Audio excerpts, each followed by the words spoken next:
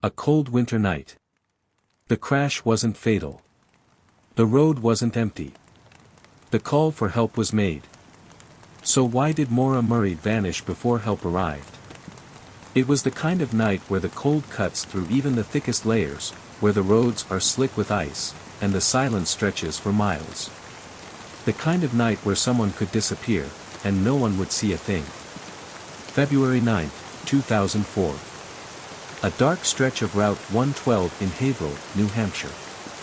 A black Saturn sat abandoned, nose first into a snowbank. The driver's side airbag had deployed. The windshield was cracked. But there was no driver. No footprints leading away. No sign of a struggle. Just an empty car in the middle of nowhere. Minutes earlier, a local resident had spoken to the driver, a young woman, shaken but composed, who said she didn't need help. Another witness saw her standing near the car. And then, in the time it took for first responders to arrive, she was gone. No one saw her leave. No one knows where she went. Maura Murray, a 21-year-old college student with her whole life ahead of her, had vanished into the cold night air, leaving behind nothing but questions. Why was she on this road, hundreds of miles from home? What had led her here? And most unsettling of all, how does someone disappear in a matter of minutes, without a trace? For 2 decades, the mystery of Maura Murray has puzzled investigators, haunted her family, and sparked theories ranging from the logical to the unimaginable. Some believe she ran. Others say she was taken. And then, there are the theories that defy explanation. Tonight, we retrace her steps. The choices she made. The strange events leading up to that night. And the eerie details that make this one of the most perplexing disappearances of our time. A case that begins with a crash on a dark winter road, and ends in silence. The last choice she ever made. It wasn't planned. At least, not in any way that made sense. One moment, Maura Murray was a promising college student, an intelligent, disciplined young woman studying nursing at the University of Massachusetts Amherst. The next, she was gone. The events leading up to that night were strange. They didn't form a clear picture. Instead, they left behind scattered pieces, pieces that never quite fit together. It began with a sudden decision. On the afternoon of February 9, 2004, Maura sat at her computer and wrote emails to her professors. The message was short, almost hurried. She told them there had been a death in the family. That she needed to leave for a few days. But there was no death. No emergency. No explanation for why she was packing up and leaving in the middle of the semester. Hours later, Maura walked into a liquor store near campus. Surveillance footage captured her purchasing alcohol, enough for a long trip. A box of Franzia wine. A bottle of vodka. Some other small items. She was alone. Then, she got into her car, a black 1996 Saturn sedan, and started driving north. The route she took was deliberate, yet unexplainable. Maura had no known connections in New Hampshire. She hadn't told her friends where she was going. Her boyfriend, stationed at Fort Sill in Oklahoma, didn't know either. At some point, she stopped at an ATM. She withdrew $280, almost all the cash she had. The security footage showed nothing unusual. No signs of distress. Just a young woman moving with purpose. By nightfall, she had traveled over 140 miles from Amherst. And then, on a lonely stretch of Route 112, something went wrong. It was just after 7 p.m. when a local resident heard a loud noise outside their home. A crash. They looked out the window and saw a car, nose first into a snowbank. Steam curled into the freezing air.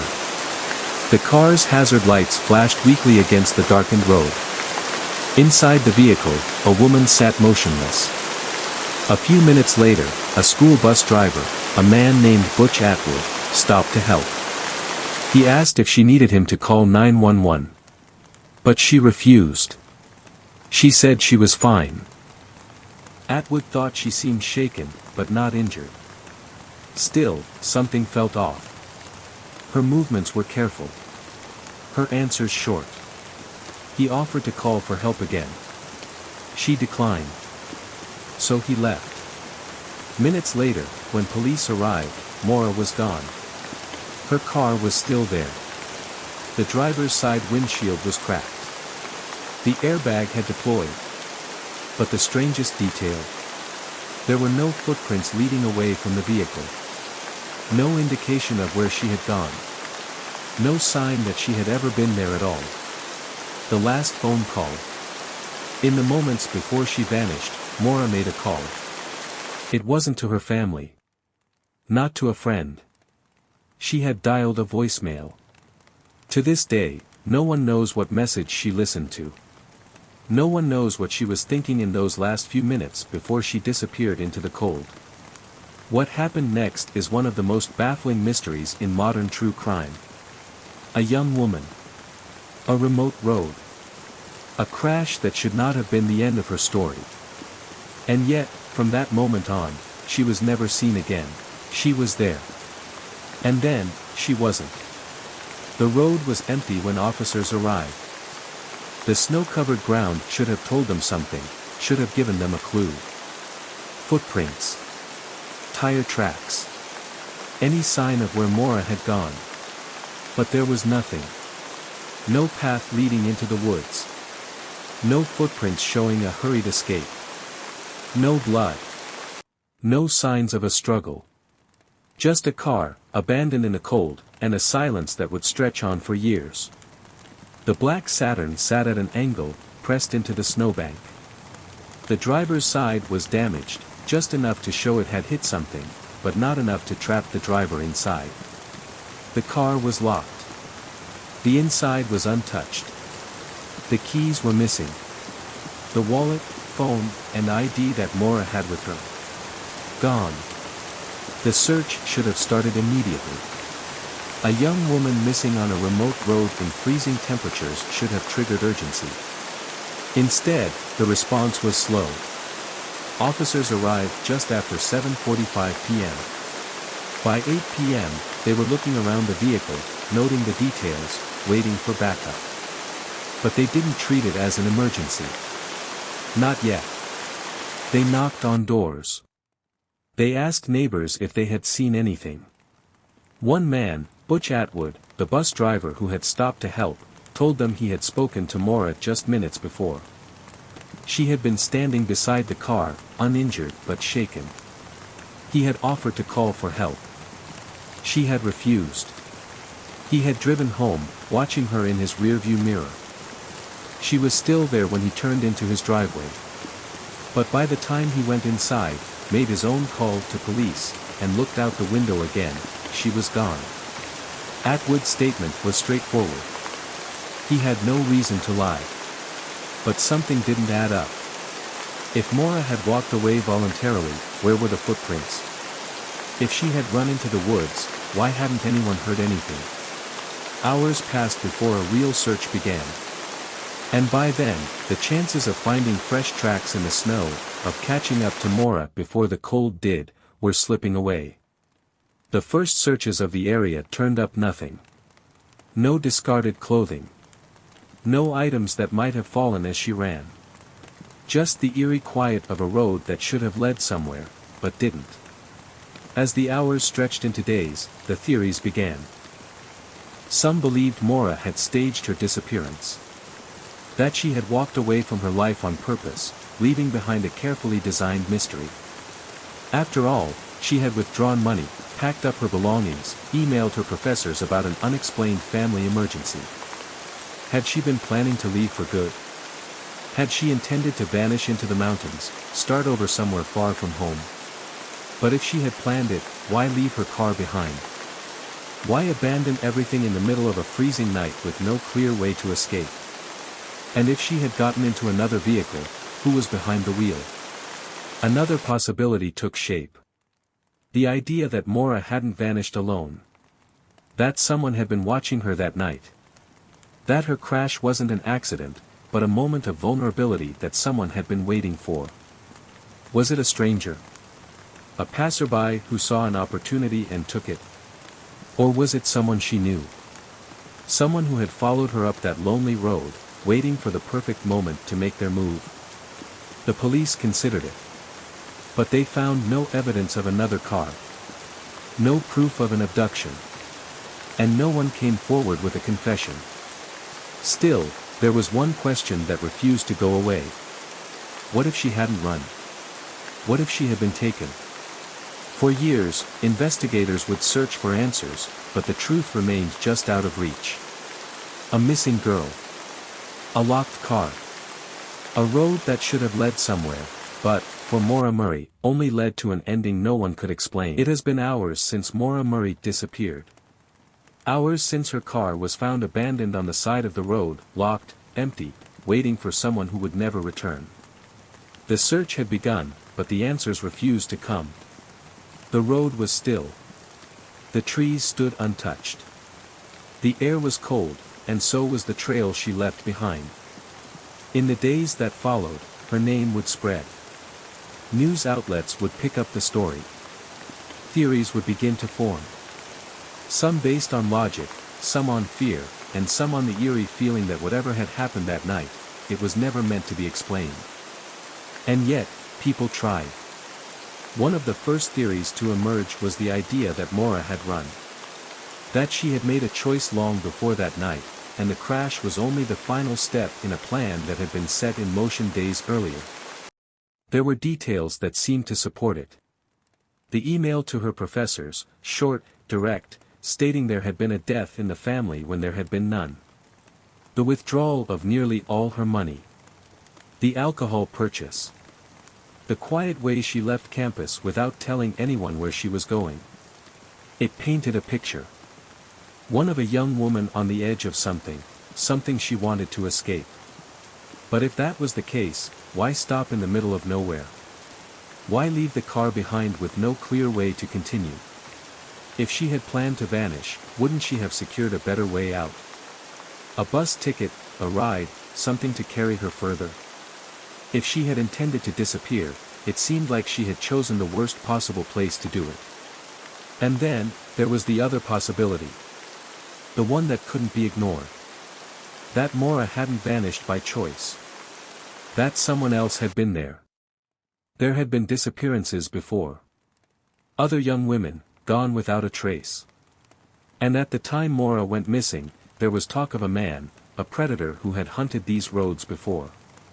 The details of his crimes were chillingly similar. A car, stranded on the side of the road. A woman, alone. And then, nothing. No sign of where they had gone. No remains found. Just an absence, stretching on for years. Had Maura crossed paths with someone that night? Had she unknowingly stepped into the same deadly pattern that had claimed others before her? Witnesses had reported a red truck in the area, a vehicle that didn't belong. It had been seen near the crash site. A small detail at first, barely mentioned.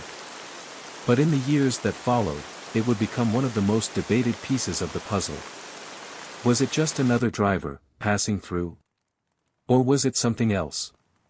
And then, there were the questions no one wanted to ask. The ones that turned suspicion inward. Because before Maura vanished, things in her life had not been as perfect as they seemed. There were struggles she had kept hidden, things she had only spoken of in whispers. A past accident that had shaken her.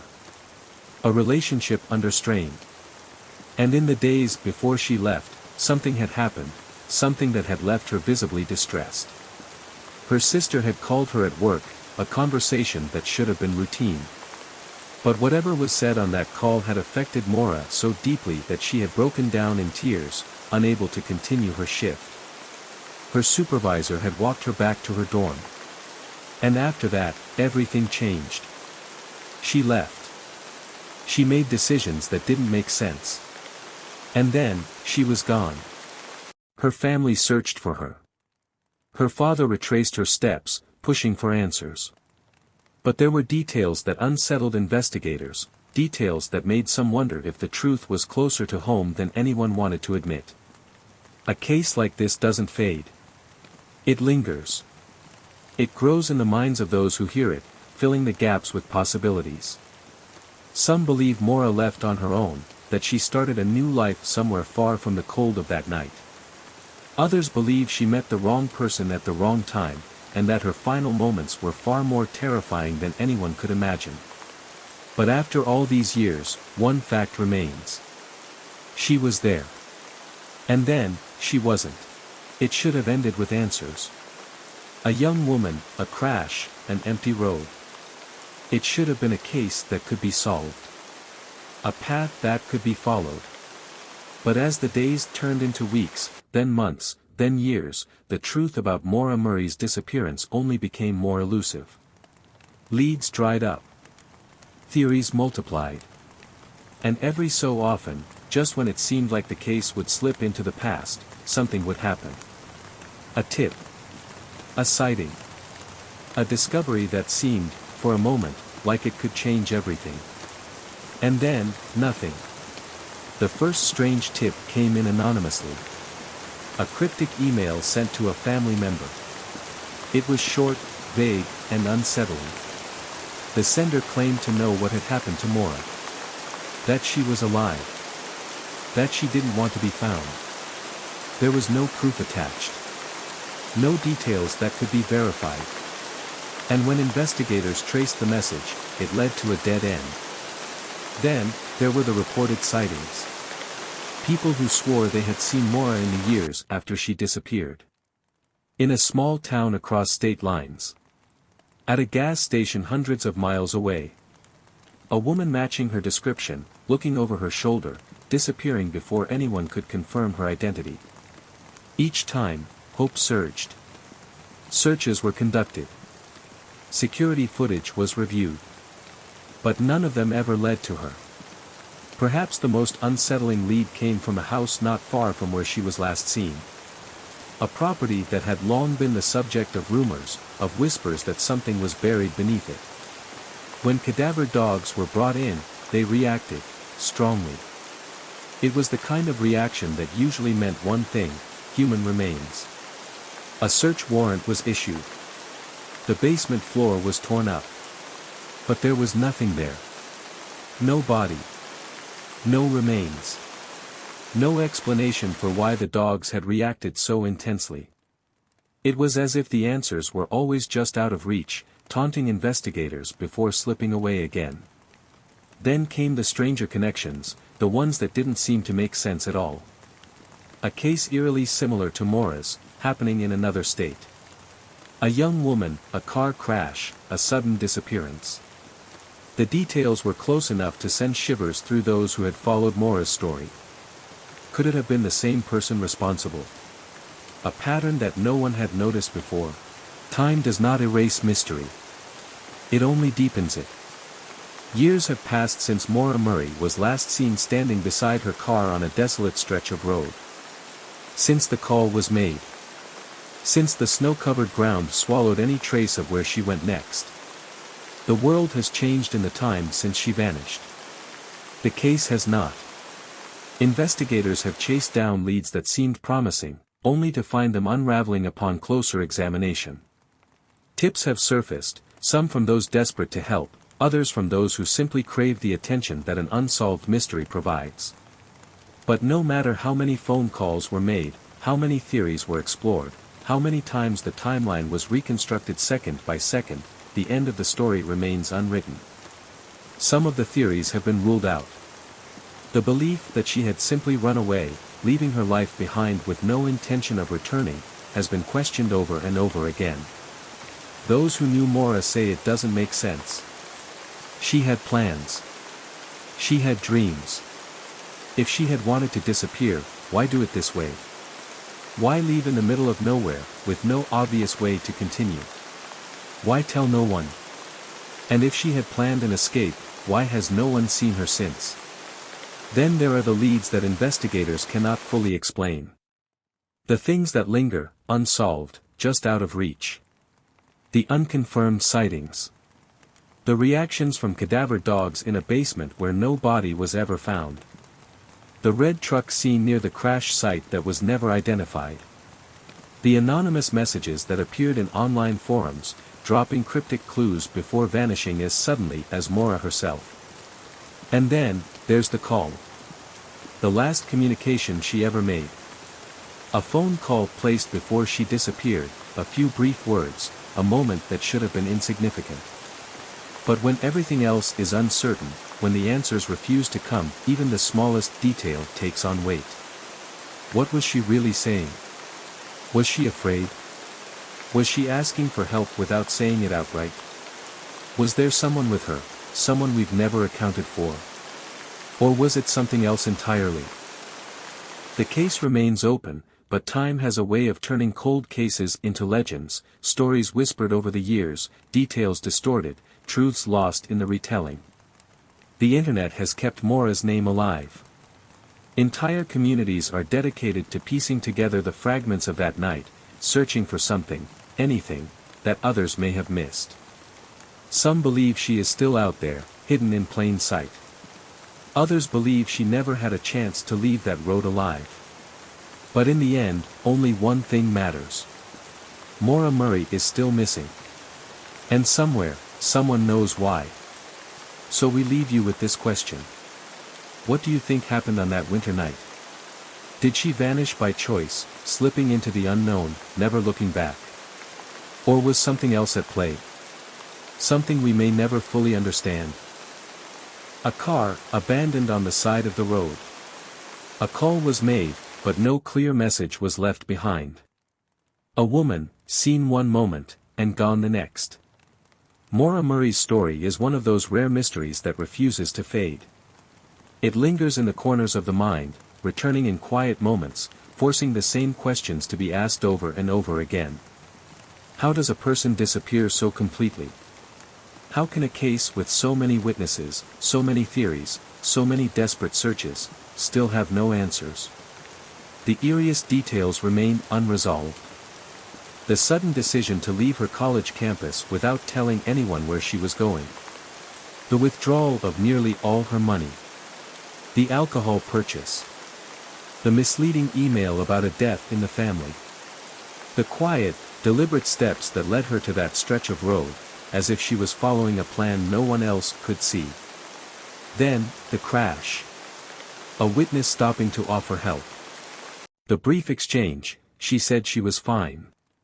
But was she? Moments later, she was gone. No footprints leading away from the vehicle. No confirmed sightings. No sign of a struggle, no clear indication of where she went or why. The snow that night should have preserved some kind of evidence, some kind of trace. But there was nothing. And then, there were the strange developments in the years that followed. The anonymous tips. The cryptic messages. The leads that seemed like they would finally break the case open, only to collapse into dead ends. A house where cadaver dogs reacted strongly, so strongly that investigators believed, for a moment, that they had found what they were looking for. But nothing was there. And yet, people still ask, was something there once? Some say Maura walked away from her old life, that she planned her disappearance down to the smallest detail. Others believe she never had the chance to make that choice, that the moment she stepped away from her car, someone else decided her fate. The truth remains just out of reach. Somewhere, out there, someone knows what happened that night. Someone holds the missing piece. Until that piece is found, Maura's case remains open. A question without an answer. A mystery without an ending. And perhaps that is why her story continues to haunt us. Because deep down, we all wonder, could it happen again? Could it happen to someone we know? Could it happen to us? If you want more stories like this, more mysteries that demand answers, be sure to subscribe. Because this is just one case among many, stories of people who vanished, crimes that were never solved, questions that have gone unanswered for far too long. And as long as there are stories like Maura's, we'll keep searching.